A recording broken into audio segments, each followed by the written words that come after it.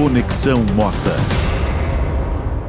Bem-vindos ao Conexão Mota. Toda semana nesse horário a gente tem hora marcada para falar sobre os mais diferentes assuntos, sempre com um convidado especial. Hoje eu recebo Marcos Troirro. Marcos tem um vasto currículo. Ele é diplomata, economista e cientista político, mestre e doutor em Sociologia pela Universidade de São Paulo e pós-doutor pela Columbia University, onde ele deu aulas e fundou o BRIC Lab. Marcos também é ex-presidente do Banco dos BRICS. Marcos, seja muito bem-vindo. Obrigado, Roberto. É um prazer estar aqui. Desejo todo sucesso a você e ao seu programa.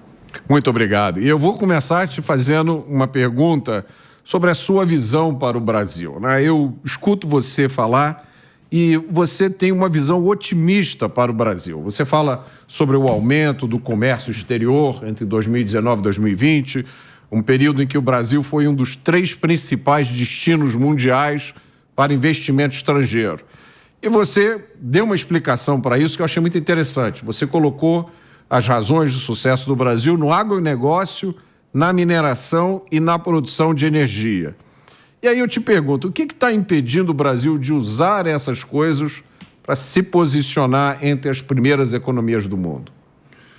Roberto, eu tento ter uma visão realista do potencial do Brasil, né? E às vezes quando você vive um tempo no exterior, você consegue olhar o nosso país de fora, né? Eu vivi agora recentemente um período na Ásia, né?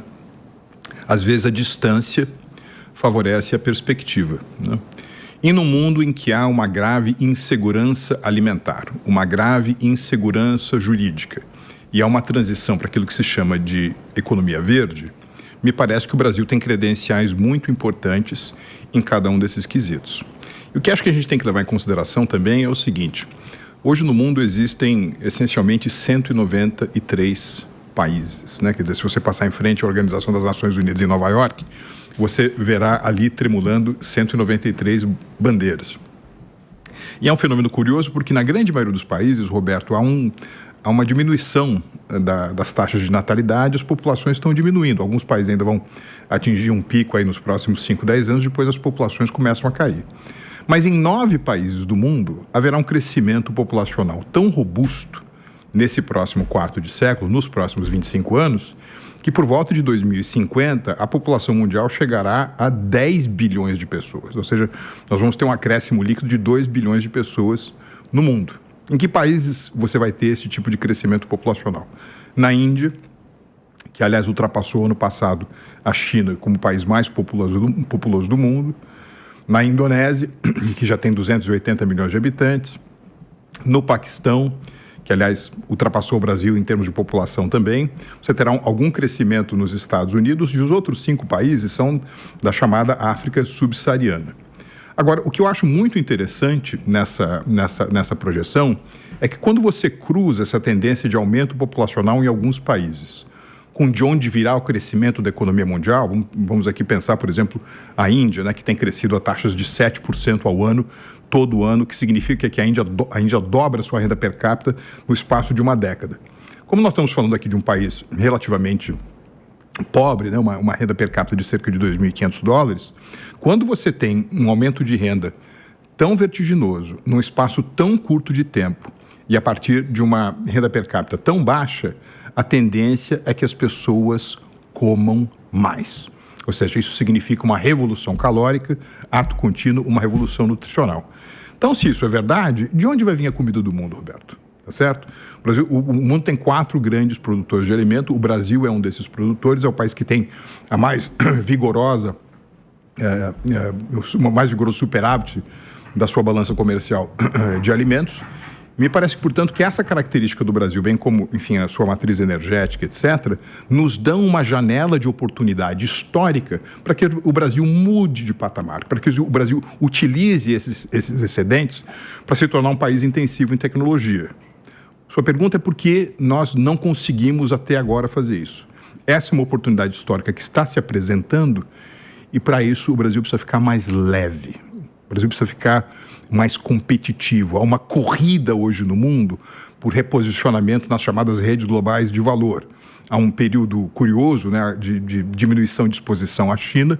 Isso vai levar a uma certa desindustrialização da China, o que significa também a oportunidade de neoindustrialização em outros países do mundo. Nós vamos competir com os indianos, com os mexicanos, com os tailandeses, não é isso? E para isso o Brasil precisa ficar mais leve. O segredo da produtividade no Brasil é diminuir o papel do Estado e liberar recursos que possam estar na mão dos empreendedores, para darem plena vazão à sua livre iniciativa e também para liberar recursos de modo que o Brasil possa aumentar aquilo que é direcionado para pesquisa, desenvolvimento, inovação, que no limite é a antessala da produtividade e do aumento de renda.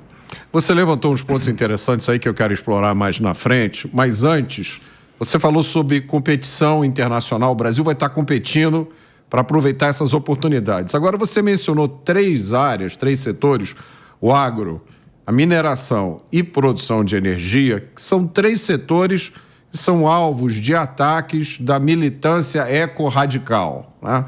Principalmente quando se diz respeito à Amazônia, né?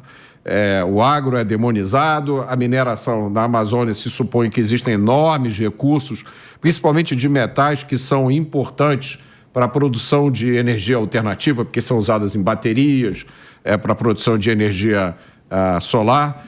E a produção de energia em si, né? A construção de novas hidrelétricas é demonizada, é atacada. E boa parte desse ataque vem de ONGs financiadas com dinheiro lá de fora. Eu queria a sua visão sobre isso.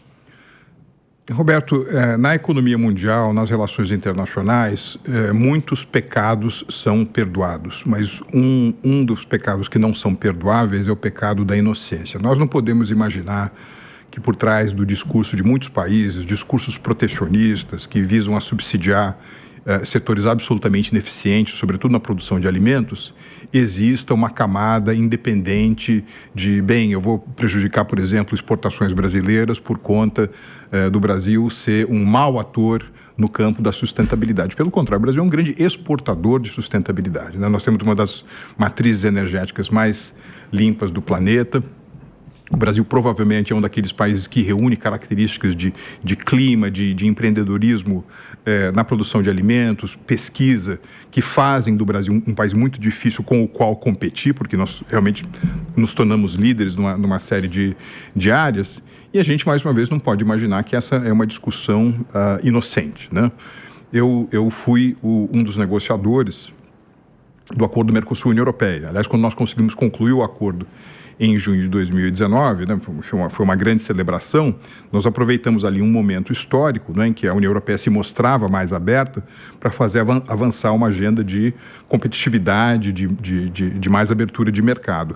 Naquele momento, mesmo para um país que, por exemplo, é muito criticado por ser protecionista nesse setor, como é o caso da França, os interesses de abertura da economia foram mais importantes, mais uma vez, naquela conjuntura, do que, às vezes, esses ecologistas de shopping center, ou então o lobby agrícola que realmente, digamos assim, é muito pouco produtivo, né, para competir com o Brasil. Há setores em que a França é extraordinariamente produtiva, sobretudo numa agricultura mais artesanal, mais de nicho. Mas, mais uma vez, a gente não pode ter esse olhar inocente.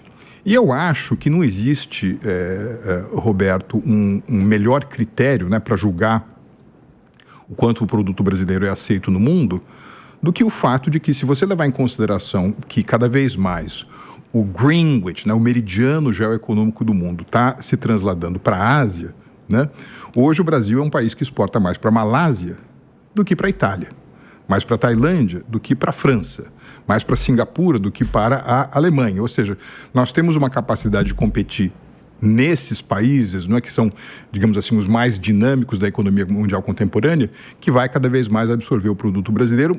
A nossa lição de casa é utilizar esses excedentes para construir uma sociedade intensiva em tecnologia.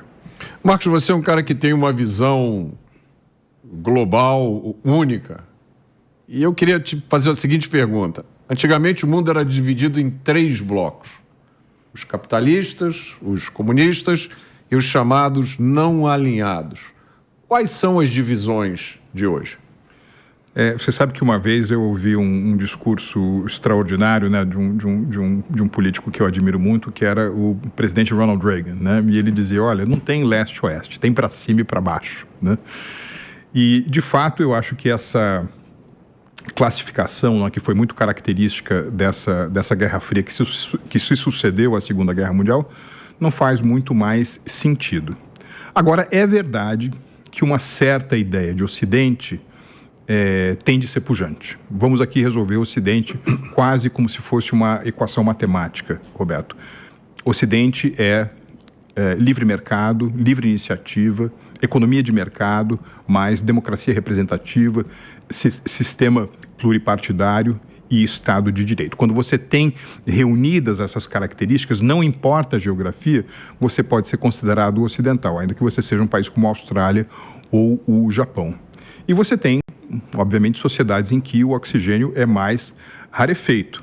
Agora, apenas classificar essas sociedades como autocráticas ou fechadas não mostra alguns dos problemas que nós próprios temos que enfrentar nos países ocidentais, onde está a nossa cultura, onde está o nosso coração e onde estão os nossos valores.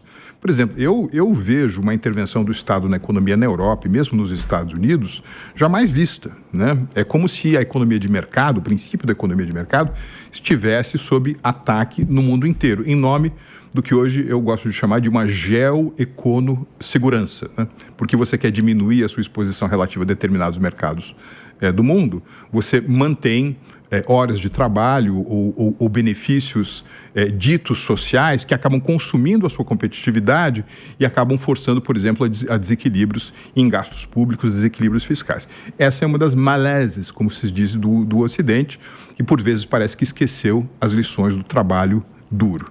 Eu diria que sim, o Ocidente é uma força importante. O Goldman Sachs, mais recentemente, publicou um texto chamado A Ascensão dos Países Pendulares, né? Por exemplo, às vezes um país como o Brasil, que deveria abraçar, né, a sua vocação ocidental, parece oscilar para aqui e ali. Eu não vejo necessariamente isso com bons olhos, sobretudo quando o assunto é geopolítica. Quando o assunto é seus interesses econômicos, sim, nós precisamos ser um global trader. Mas em termos geopolíticos, a gente precisa saber claramente onde é que se encontram os nossos valores e com quem a gente se deve aliar. Eu acho que é muito válida a ideia de economias emergentes, né, que de fato cada vez mais agregam dinamismo, né, ao crescimento do produto interno bruto mundial.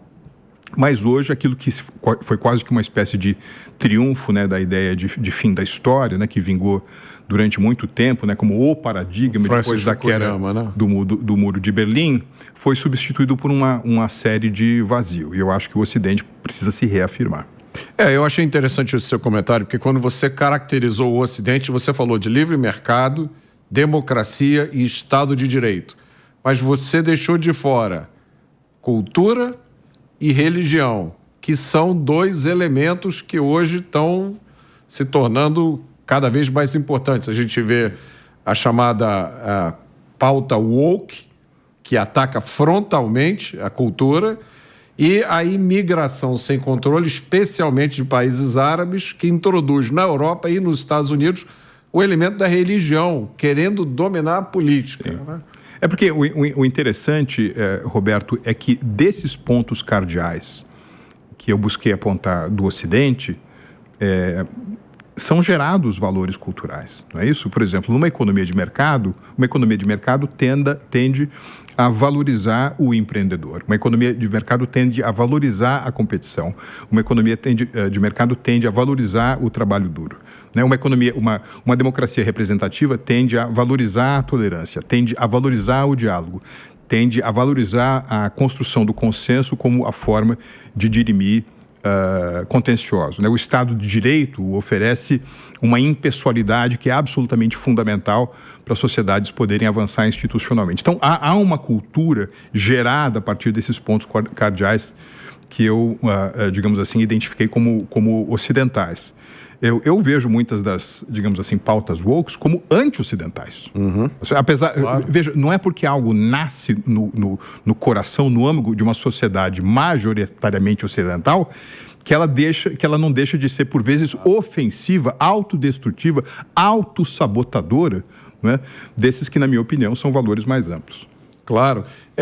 Outra coisa que eu queria pegar que você falou, Um colega seu, o professor Neil Ferguson, tem um livro maravilhoso chamado A Grande Degeneração, em que ele aponta um problema grave com o modelo da democracia ocidental, né? Ele diz, de uma forma muito resumida, o seguinte: o político ganha um mandato, se torna presidente, né, o primeiro-ministro, numa economia ocidental, democrática, ele sabe que ele só vai ficar 4 anos ali.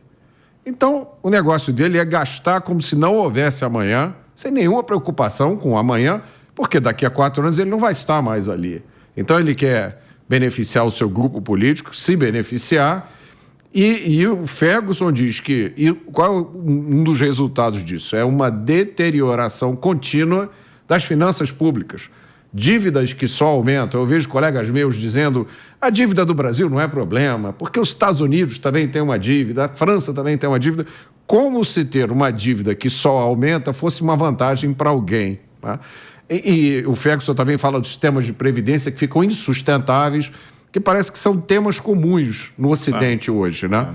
Eu queria a sua visão sobre isso. Não, veja, Roberto, eu sou um grande admirador do Neil Ferguson. Aliás, nós já estivemos em eventos juntos algumas vezes. Eu acho ele um dos grandes pensadores do mundo contemporâneo. Agora, digamos assim, esse descompasso, né, entre boa administração econômica e debaixo do guarda-chuva da boa administração econômica está uma relação entre despesas e receitas. Ela não é ligada por um cordão umbilical às sociedades democráticas, né? Cuba é um país economicamente pessimamente administrado. A China, de 1949, né, o ano da Revolução Maoísta, até 1978, quando Deng Xiaoping consolida, né, a sua visão para o futuro da China, é um país que não estava indo a lugar nenhum. A Rússia, né, que é um país que tem todos os recursos naturais em abundância, né? Se você pensar nas várias manifestações da alma humana, é difícil você identificar uma área em que não esteja um expoente russo, na música, ou na física, ou na medicina. É um país que, enfim, deveria ter uma renda superior a $50 mil, é um país relativamente pobre, né? Ou seja, a má administração econômica não é patrimônio exclusivo das sociedades democrático-ocidentais. Vide a ascensão do Ocidente durante todo o século XX. Agora, é verdade que em períodos recentes, né, houve uma espécie de desacoplamento entre boa administração econômica e os ciclos político-eleitorais. Na ideia de que se você não aumentar demais os seus custos, se você não gerar aquela sensação que em inglês se chama de sugar high, né? Quer dizer, uma euforia não sustentada, né, em fundamentos econômicos, você se torna inviável do ponto de vista de eleições e do seu calendário. Agora, eu vejo isso mais como, digamos, algo conjuntural e que foi ajudado muito, né, pela dificuldade de lidar com um desafio como é o caso da Covid, como uma espécie de endemia ocidental eterna, né? Eu não consigo ver isso. Aliás, nós temos um exemplo muito interessante, que é o exemplo da Grécia, né? A Grécia, que há pouco mais de uma década era vista como um caso perdido, né, de uma administração econômica, com sobriedade, com boa administração, fazendo os custos, né, serem encontrados pelas receitas, é um país que está saindo das cinzas, está se reerguendo e está mostrando que, mais uma vez, você colocar a casa economicamente em ordem é algo que é possível mesmo dentro do jogo democrático. Você não acha que esse fenômeno que o Neil Ferguson descreve está relacionado, de alguma forma, com essa ideia que eu classifico como populista, mas que quase penetrou no senso comum hoje e é reforçada de todas as formas, de que o Estado é sempre a instância de último recurso para a solução de todos os problemas? Então, o Estado vai cuidar da sua saúde, o Estado vai cuidar da sua educação, o Estado vai te dar emprego, o Estado vai te dar uma casa, né? O Estado vai cuidar da sua aposentadoria, e essas coisas são sempre colocadas como em termos de direitos. Sim. Então, você tem direito. Então, você acaba criando um conjunto de obrigações para o Estado que os políticos adoram, porque significa que o poder deles, né? Eles vão ter poder sobre a sua vida desde o momento que você nasce até o momento que você morre. Sim. Com a contrapartida de uma necessidade de financiamento. Sim. que é impossível, né? Porque como que o Estado vai cuidar de você? Ainda tem aquela outra ideia sobre a qual eu queria ouvir a sua opinião também, que é a da renda mínima, né? Todo mundo merece uma renda mínima. Mas de onde vem o recurso para garantir uma renda mínima para todo mundo, né? Não, veja, se você é um país que investe 3,5% do seu produto interno bruto em pesquisa, desenvolvimento e inovação, se você tem alocação de recursos para a educação básica e para a saúde que são satisfatórios, você pode pensar em outras coisas. O problema é você criar uma série de benefícios que não fazem sentido do ponto de vista do momento de desenvolvimento daquele país. Acaba onerando o Estado, quem paga o preço são as futuras gerações.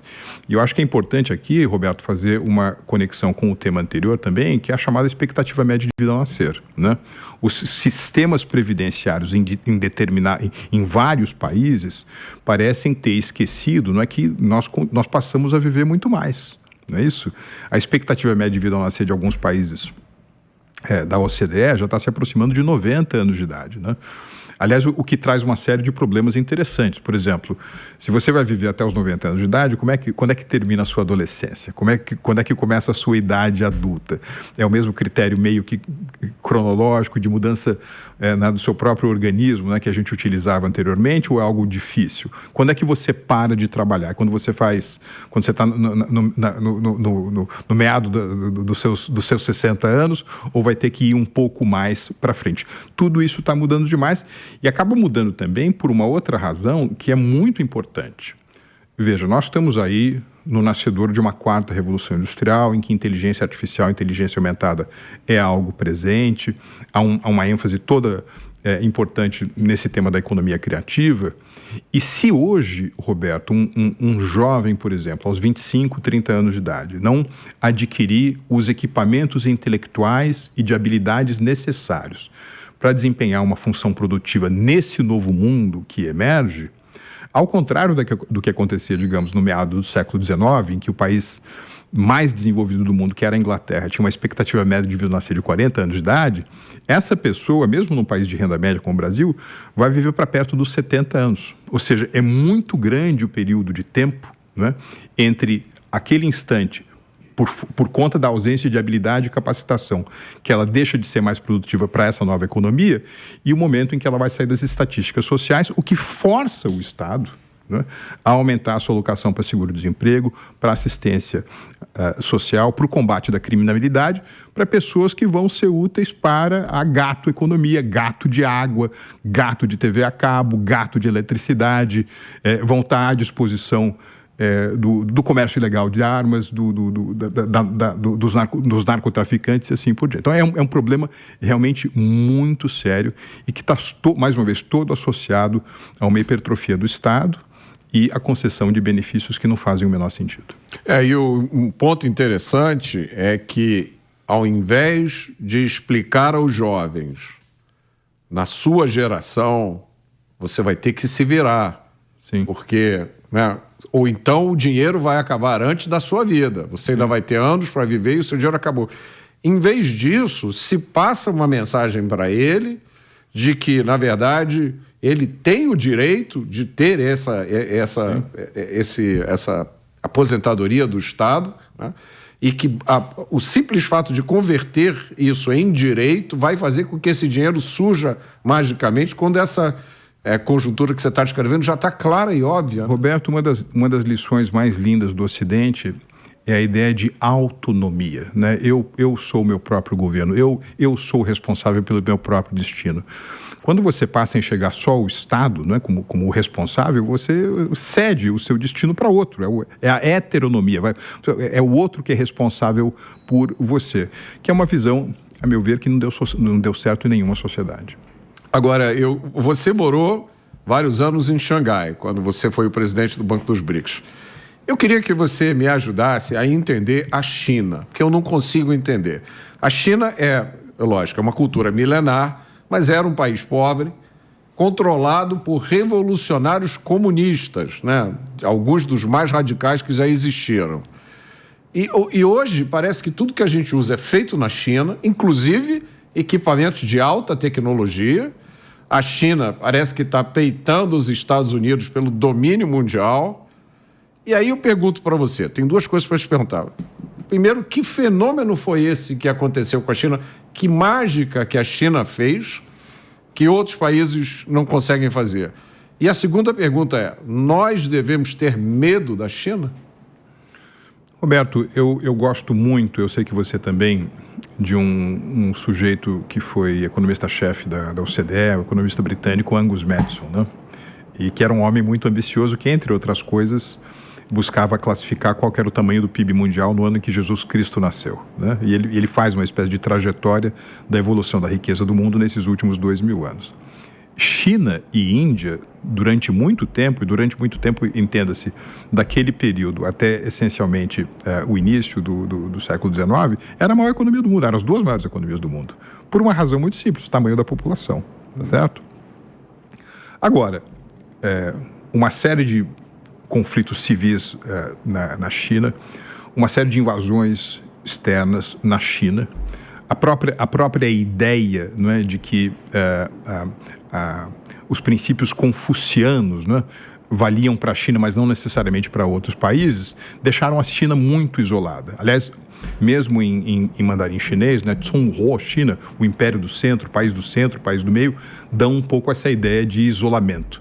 É curioso que, por exemplo, algumas das construções mais famosas da China são construções que separam aquilo que é externo daquilo que é interno, né? Ou seja, a muralha da China, a cidade proibida, que é o símbolo do epicentro do poder em Pequim.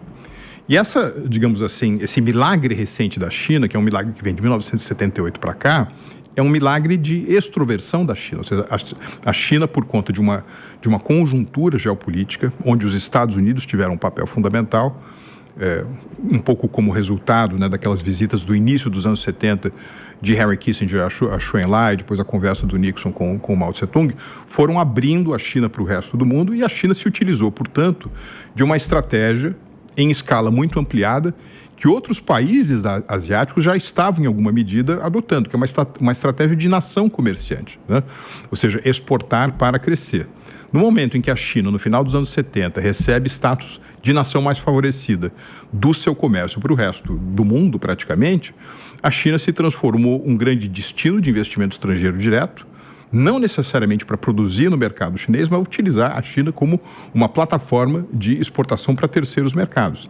E essa é a razão pela qual a China se tornou, depois de algumas décadas, a maior nação comerciante do planeta.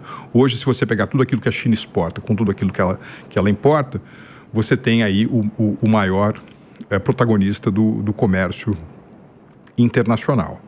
Agora, a China está mudando, né? A China não é mais um país de baixo custo, né? Aquilo que os economistas tecnicamente chamam de low cost country. A China está fazendo uma reconversão do seu modelo econômico. Veja, em 2006, que foi o ano ápice do comércio exterior chinês como percentual do PIB da China, 67% da riqueza da China era resultante da soma de exportações e importações.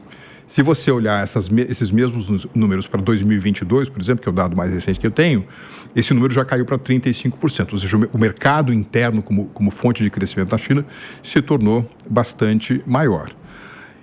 E, mais uma vez, escala acaba contando, né?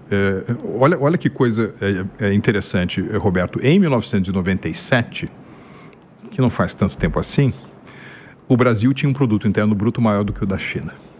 Tá certo? A China naquela época tinha cerca de 1,3 bilhão de pessoas, o Brasil ali com mais ou menos 170 milhões, nós tínhamos um PIB nominal maior que o PIB chinês. Hoje o Brasil tem um PIB de mais ou menos 2,2 trilhões de dólares, a China tem um PIB de mais de 18 trilhões de dólares. E o que fez a China crescer não é o fato dela ser comunista.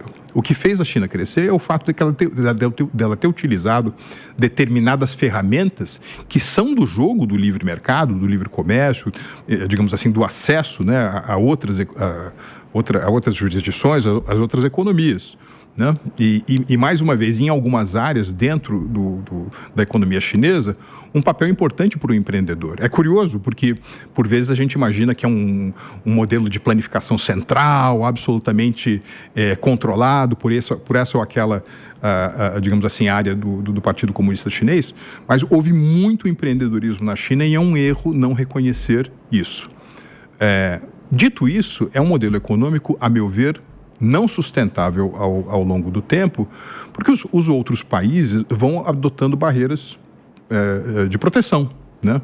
Hoje, por exemplo, encontra-se em vigor nos Estados Unidos uma doutrina de substituição de atividades manufatureiras que estavam locadas na China para outros países ou mesmo para uma volta ao mercado norte-americano, né? Há uma enorme competição tecnológica com a China. A China hoje, junto com os Estados Unidos, é o país que mais deposita patentes na Organização Mundial da Propriedade Intelectual. Agora, sobre ter temor à China, eu acho que o Brasil, de uma maneira muito inteligente, preservando os seus valores, preservando o seu interesse nacional, tem uma gigantesca oportunidade vis-à-vis o mercado chinês e o mercado do Sudeste Asiático como um todo, né? E os números falam isso, né? Por exemplo, as nossas exportações, o nosso comércio bilateral com a China no início dos anos 2000 era de $1 bilhão por ano. Hoje esse comércio é de $1 bilhão a cada 60 horas, né? E isso vai se expandir muito. Roberto, com a Índia, né, há cerca de 5, 6 anos atrás, nosso comércio bilateral era de 3, 4 bilhões. O ano passado foi de $15 bilhões. Então, as adaptações da estratégia de nação comerciante para as nossas características, como superpotência do agronegócio, como potencialmente muito importante no campo energético, são as maneiras pelas quais a gente pode utilizar essa força relativa da Ásia para nosso benefício também. E qual é o maior obstáculo, Marcos, para que a gente avance nessa direção? É o Estado? É o peso do Estado? É a burocracia? Veja, Roberto, eu estive o ano passado em Singapura, numa conferência de investidores, e eu ouvi de um líder, né, de um grande fundo soberano daquela região, uma reflexão interessante sobre o Brasil, né? Ele disse o seguinte: puxa, Marcos, a gente olhava para o Brasil e via esse período, né, Temer, Bolsonaro, Guedes e tal, com um período de grandes reformas estruturais. Aliás, existe até uma consultoria muito famosa de risco geopolítico, e um dos principais executivos dessa consultoria, em 2019, no segundo semestre de 2019, num programa de televisão, disse o seguinte: olha, hoje o Brasil é o local onde se realiza o mais robusto processo de reformas estruturais no mundo emergente, né? Isso foi em que época que isso? Segundo semestre de 2019, mais ou menos. Uhum. Ou seja, se você pegar esse período, digamos assim, do segundo semestre de 2016 até dezembro de 2022, foi um período de intensas reformas estruturais. Uhum. E poderia ter sido ainda mais, digamos assim, acelerado e vigoroso, não fosse o fato de que eclodiu na Europa, né, um conflito geopolítico que é o mais grave desde o final da Segunda Guerra Mundial, e o efeito, enfim, e a Covid-19, né, que é o mais delicado desafio, né, à saúde pública desde a gripe espanhola do século passado. Mas, mais uma vez, havia essa percepção, né? Ou seja, reforma trabalhista, reforma da Previdência, autonomia do Banco Central, acordo do Mercosul, União Europeia, marco do saneamento, né? Uma série de coisas que mostram. Você fez agora há pouco aí uma referência à economia institucional, né? Mostra que o Brasil estava no caminho do fortalecimento de uma economia institucional pró-reformas, pró-mercado. E agora, me parece que essa dinâmica estancou, há um ponto de interrogação em relação a isso.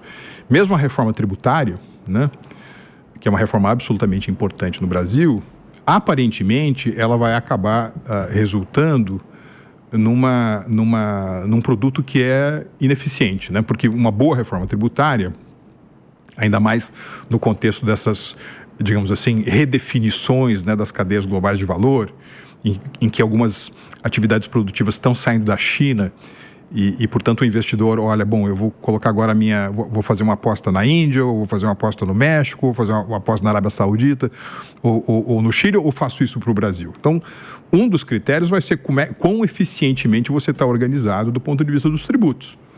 Então, o que seria uma boa reforma tributária? Critério da universalidade.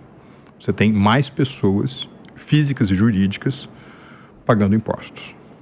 Porque você tem o critério da universalidade, você pode ter o critério da modicidade. Na medida em que mais pessoas pagam impostos, as pessoas que pagam imposto pagam menos impostos, né? O critério da simplicidade, né? Eu ajudei durante bastante tempo empresas estrangeiras se instalarem no Brasil e empresas brasileiras se instalarem no exterior. Por vezes, quando você vai instalar uma empresa brasileira no exterior, o foco inicial, por exemplo, do Departamento de Recursos Humanos é contratar engenheiros, projetistas, gente para atividade fim. Quando você vê o contrário, ou seja, uma empresa brasileira se instalando no Brasil, você tem que contratar advogados e contadores para poder lidar com o cipoal burocrático. Então, será que essa reforma tributária toca na questão da simplificação? Acho que em algumas coisas sim, mas ainda assim vai ficar bastante difícil. E aí você tem o quarto aspecto, que eu acho mais complicado de todos, que é o tamanho relativo dos impostos como percentual do PIB. E aí vem o tamanho do Estado. Porque, olha, se você olha para a Índia, carga tributária como percentual do produto interno bruto, 21%. Chile, 26%. México, 19%. Brasil, mesmo depois da reforma tributária, 34%. Ou seja, nós estamos a uma distância, muito provavelmente de mais de 10%, né, daquilo que é a média dos mercados emergentes. Mesmo os Estados Unidos têm hoje uma carga tributária como percentual do PIB mais parecida com a dos mercados emergentes, mais do que o Brasil. Então, nesse momento em que você tem no mundo, né, uma espécie de estratégia de de-risking, né, diminuição do risco relativo à exposição da sua atividade produtiva na China, e que, portanto, cria a chance de outros países se reindustrializarem ou neo-industrializarem, a gente acaba saindo pesado demais. Pesado demais. A gente tem um Estado que não cabe no tamanho do modelo, do momento de desenvolvimento que nós nos encontramos agora. A minha impressão é que essa questão da reforma do Estado, da reforma administrativa, para deixar mais recursos para o empreendedor, é a prioridade das prioridades, no caso do Brasil. E é uma prioridade que, aparentemente, né, nesses últimos meses tem sido deixada para trás. Eu tenho a impressão, Marcos, que vigora ainda na mentalidade da maioria dos políticos aquela ideia que vem da CEPAL, da Comissão Econômica para a América Latina, né, do pensamento do Celso Furtado, de que a razão do subdesenvolvimento é que nós dependemos dos países desenvolvidos. E aí o remédio é justamente substituir as importações. Né? Um pensamento que vai contra essa ideia de que o comércio exterior é fonte de riqueza. Né? Você veja, Roberto, é curioso, né? Porque se você pegar todos os milagres econômicos do final da Segunda Guerra até agora, né? Onde teve milagre econômico, digamos assim, de 1945 para cá? Você teve na Alemanha, pós-45, Ludwig Erhard e tudo isso. Você teve o Japão, pós-45. Você teve um milagre econômico na Coreia do Sul, em Hong Kong, ainda durante o período dos britânicos. Singapura, né? Lee Kuan Yew, talvez um dos grandes estadistas do século XX.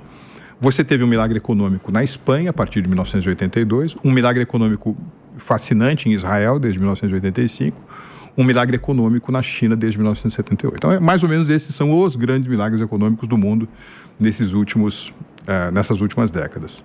Então, veja, alguns desses países são asiáticos, alguns desses países são ocidentais, alguns desses países têm governo fechado, outros são sociedades abertas. Então, eles são países muito diferentes. Agora, eles têm uma coisa fundamental, em comum, e que me parece fundamental. Todos eles utilizaram uma economia aberta, o comércio exterior, como trampolim essencial para a criação da sua prosperidade. Ao contrário, por exemplo, da Argentina, da Turquia, da União Soviética e da Rússia, do Brasil, que são economias que têm baixo percentual da sua atividade econômica voltado ao comércio exterior, à soma de importações e exportações. Você sabe que eu fiz parte da equipe econômica do ministro Paulo Guedes. Eu era o sujeito responsável pela área internacional, pela área de comércio exterior.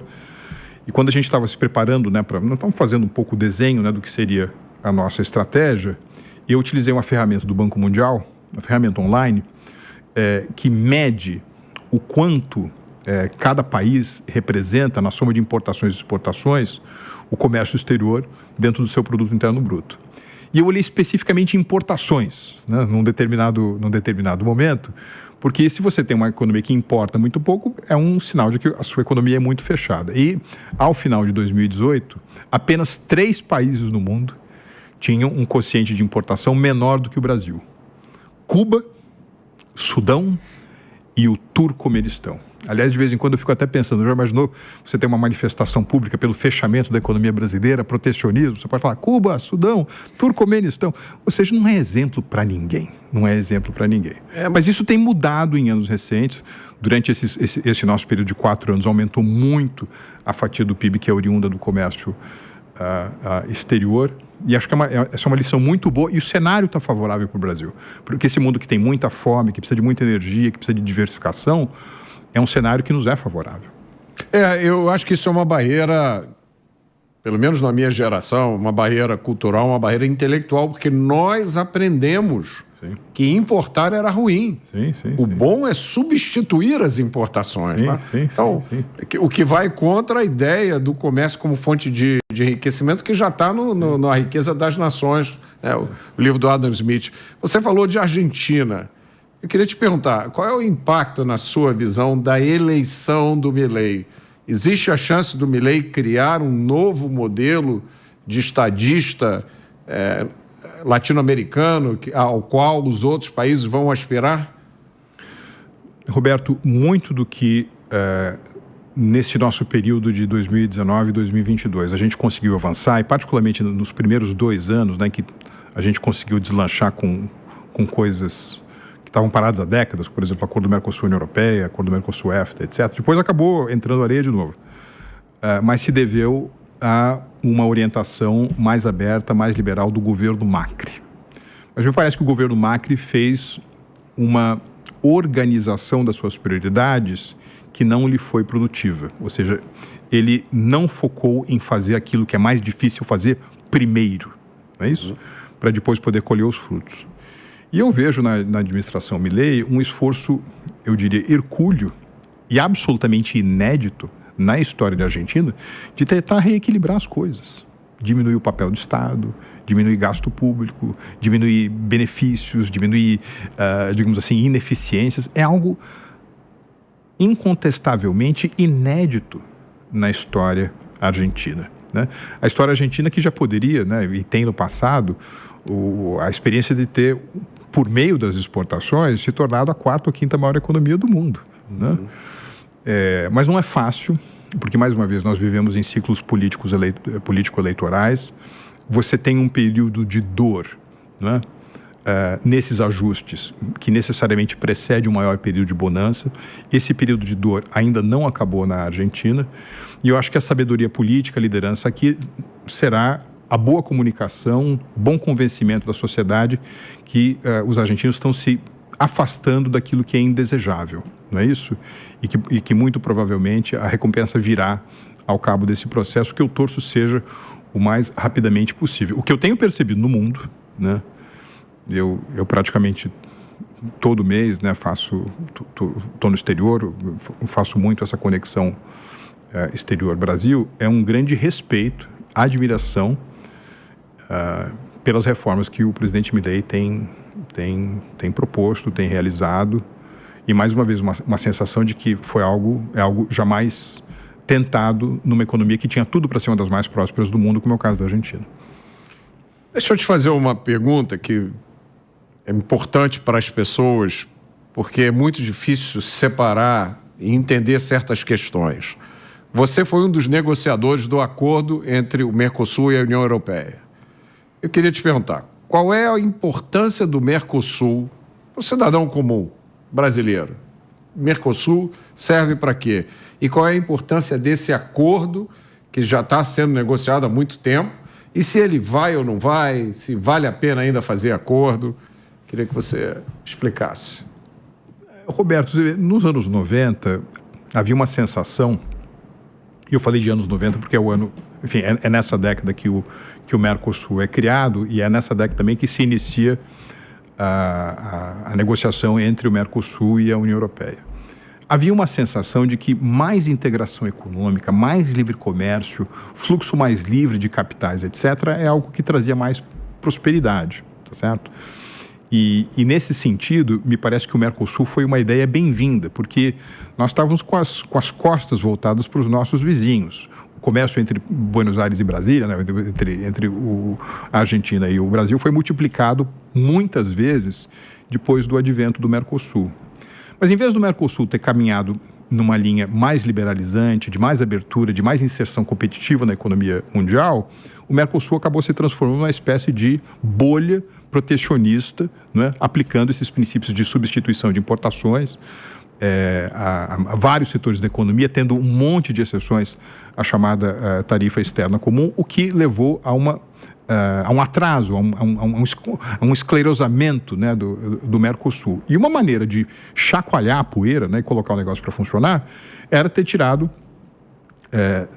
da gaveta o acordo Mercosul-União Europeia, que foi o que a gente tentou fazer e acabamos concluindo em junho de 2019, que é um acordo muito abrangente, porque permite, por exemplo, não apenas maior acesso, né, de produtos brasileiros a esse, que é um mercado de 450 milhões de pessoas, que é o mercado da União Europeia, mas permite também a formação de muitas joint ventures, né? A experiência concreta dos acordos comerciais é que, na realidade, eles são grandes fomentadores de investimentos.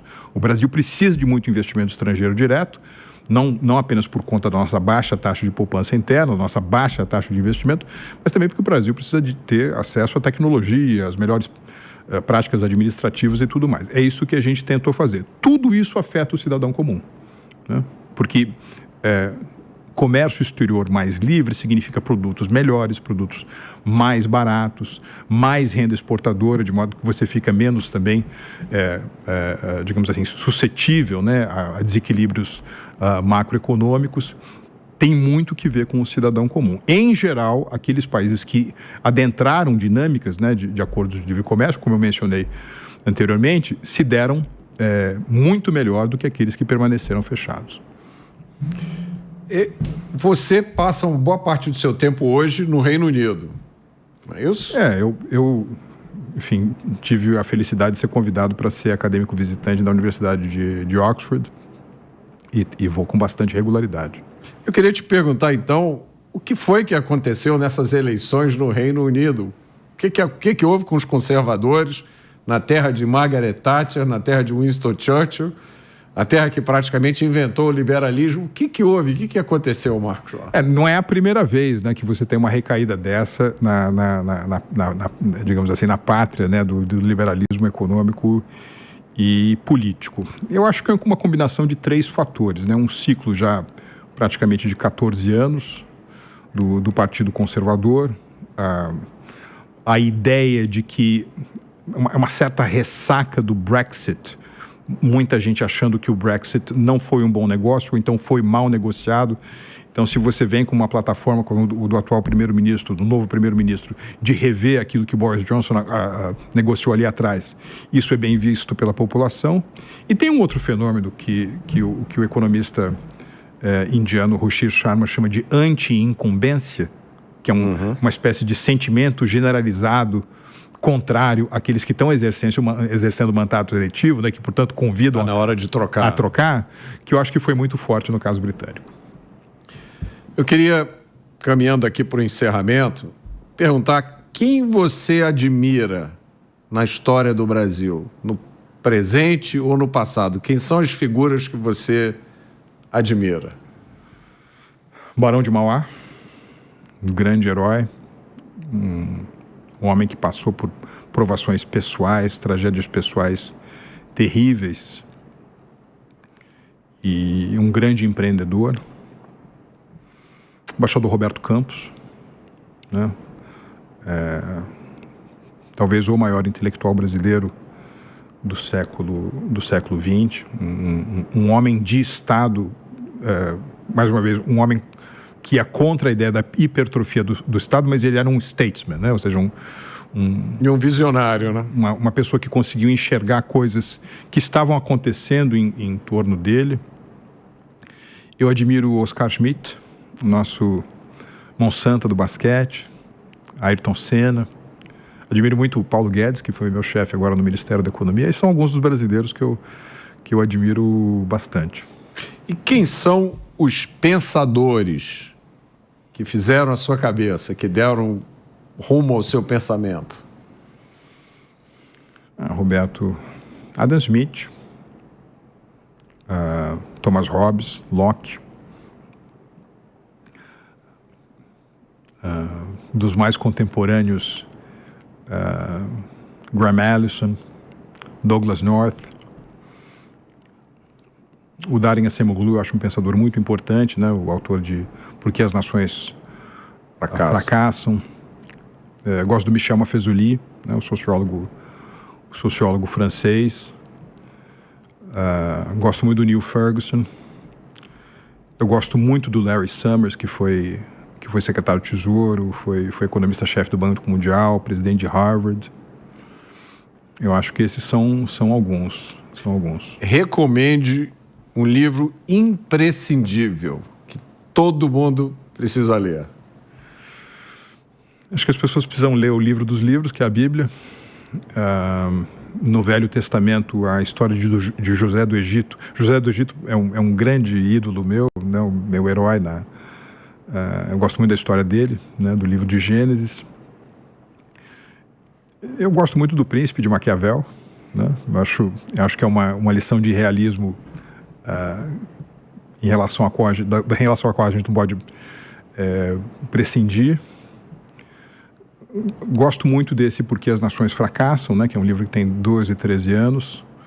Acho que esses são alguns livros importantes, né? Mas eu diria que, assim, em termos de explicação, né, da economia, sobretudo economia institucional, esses livros mais recentes de Por que as Nações Fracassam, Poder e Progresso, do Darin Acemoglu, são livros muito importantes. Marcos, agora a última pergunta. Eu queria que você desse um recado para o jovem brasileiro que está entrando na vida agora, que tem todo o futuro pela frente nesse país onde a gente não tem a mínima ideia do que vai acontecer amanhã, onde reina a insegurança. Você é um cara otimista, você traz uma mensagem de que tem uma riqueza enorme aí no mundo esperando o Brasil, mas para esse jovem, o que ele tem que fazer? Qual é o caminho para ele se preparar para prosperar? Honrar o seu pai e sua mãe, respeitar a sua família.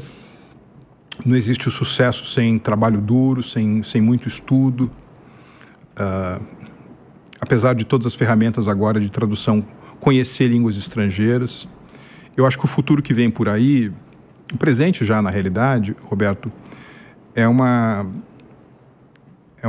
realidade em que o talento, né, o talentismo, né, vai vigorar, né? E por talento significa não apenas você desenvolver as habilidades que vêm da sua vocação, mas também outros saberes, aquisição de outros conhecimentos, né? Ou seja, se você é um bom sociólogo, você deve também conhecer métodos quantitativos. Se você é um bom engenheiro, você também precisa ter vivência em questões mais abstratas.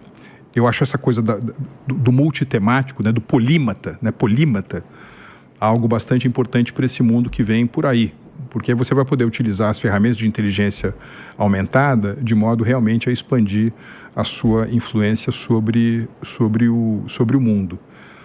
Não vamos necessariamente imaginar que é o Estado que vai cuidar do jovem, que é o Estado onde o jovem deve se ancorar.